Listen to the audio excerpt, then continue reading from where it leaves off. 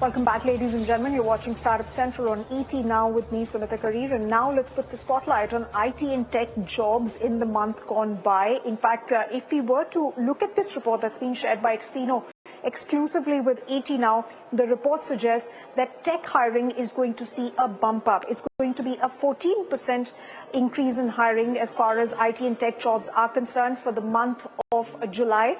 And the comparison is with the month of June. So, of course, I had this exclusive conversation with Kamal Karan, the co-founder of Expino, and he told us whether this is just a blip or is this trend sustainable, and if this trend is here to stay. Take a look. Yeah, the numbers show one thing. Over a period of time, at least over the last year or so, we've seen the numbers, the tech openings especially, and the jobs have sort of stayed steady. And in a way, they've come down over a period of time. In the sense, we are not seeing any uptick. Over the last 1 year, the open jobs have remained at about 110,000 kind of range. It has gone down last month, and we've seen over the last 2 months a bit of an uptick. But overall, on a year-on-year basis, it is sort of going down by about 10 to 15%. Right. So when you talk about, numbers going up and down, let me sort of, put the final numbers here. Your data suggests that full-time jobs are expected to grow by 18% versus the month of June. But then it's also a dip of 14% when you compare it with the numbers of last July. So when is sustained recovery, especially as far as the jobs market in the space of IT and tech, when will a sustained recovery be possible?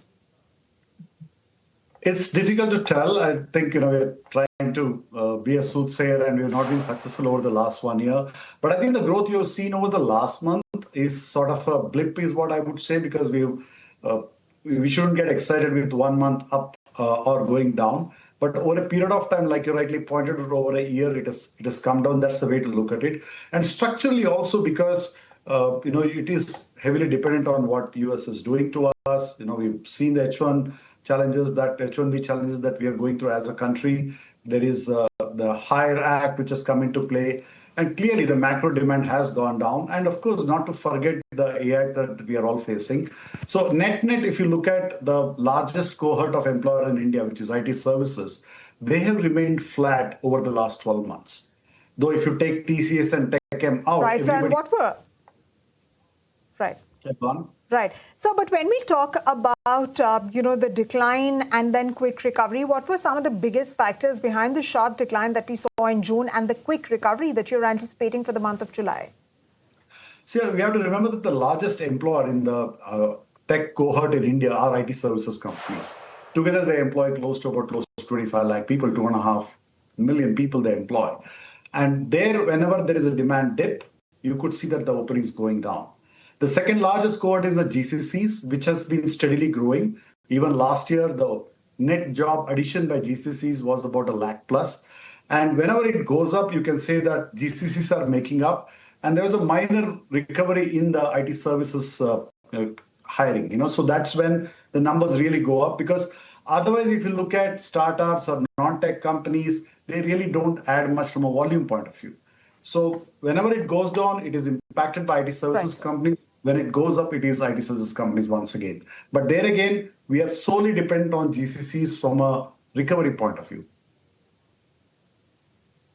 Absolutely, Mr. Karan. Now, entry-level hiring, when we talk about that, well, it's jumped 40% month on month, yet it's still below last year's level. So are companies hiring freshers because demand is returning, or is it because they're looking for lower cost talent? Yes, but I think when you look at the fresher hiring, you have to remember that on an average, in a bad year, in the last decade at least, the IT tech industry used to hire close to about 2 lakh people. And right now, we have moved to a stage where, on an average, the entire industry has about 1 lakh of people. And you have to remember that 8.5 lakh engineers, BE, tech people pass out of India every year, of which 2.5 lakh are computer science graduates. So in that, imagine just about 1 lakh of people are getting hired. So in a way, very tiny portion of freshers are being hired by these companies. And especially IT services and GCCs are the two large places where they're hiring. And in GCCs, typically the numbers never exceed. A largest GCC would not hire more than 400 freshers. So, that number is very minuscule. compared to an IT services company, which would add about 20,000 people. So that's what matters. When, let's say, the large 15 IT services companies of India, let's say each one of them hire 20,000, 25,000 people, it will make a huge difference to the ecosystem. We don't believe that traction will return in the Indian market soon.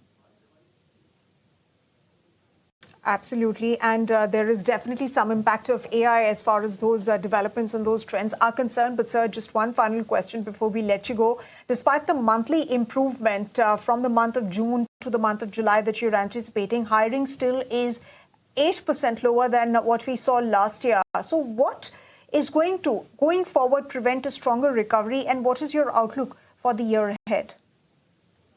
See, if you look at the entire tech ecosystem today, the only segment which is growing within that, like I said, is GCCs. And we are there bolstered by the new entrants here. Last year, about 85 such new greenfield GCCs set up in India. This year, we're expecting about 100 to come.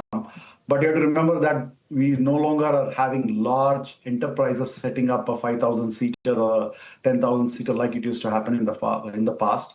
Right now, the micro GCCs are the ones who are coming, who possibly would hire about 200 people, 300 people, at best 500. So the scale of the greenfield GCCs in India, though the number of GCCs are steadily growing, the scale has come down. So till this GCC segment is compounded by the growth in IT services, we will not see a kind of recovery in the near term. So it possibly will be incremental at best. And the AI world that we are entering today has not seen any major impact, to be honest, in the Indian segment yet. But there is an anticipation, there's a fear, there's a worry that whatever predictions are being made, that 30% automation will happen, and entry level, at least the 0 to 5 years experience range, jobs will be done by coding, wipe coding rather. All those things are being anticipated. But if you look at the numbers, all the IT services companies except TCS and TechM have replaced everybody who was left last year. They are net flat. So in a way, we're yet to see the AI productivity gains kick in India, but there's an anticipation. So that's where the caution in hiring continues. All right, so that was Kamal Karant of Expino, and it does seem that the IT sector, after months of gloom, the sector is finally finding its footing, but it's too early to say. We do have, a bunch of months to go before this year completes, and of course, we're in the midst of an AI disruption. So, of course, a whole lot of jobs are going to AI, they're going to GCCs, but what about traditional jobs? I think the clear picture will be presented, or the picture will become clearer only in the next couple of months. On that note, ladies and gentlemen, it's a wrap from me on Startup Central. Thank you very much for joining us.